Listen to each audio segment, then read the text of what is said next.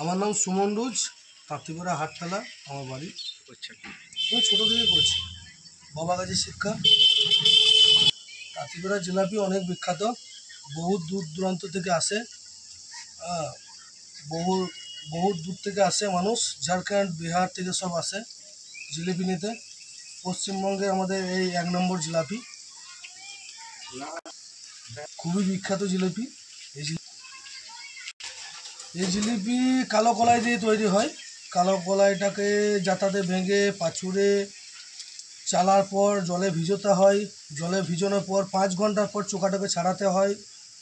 চোকা ছাড়ানোর পর কলাইটাকে বাটতে হয় শিলনোড়াতে বেটে তারপরে ওটাকে ম্যারিনেট করে তারপরে জিলিপিটা করা হয়।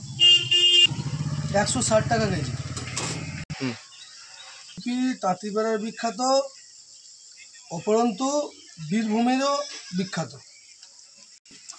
প্রত্যেক দিন মোটামুটি আপনার ওই 25 থেকে 30 কেজি।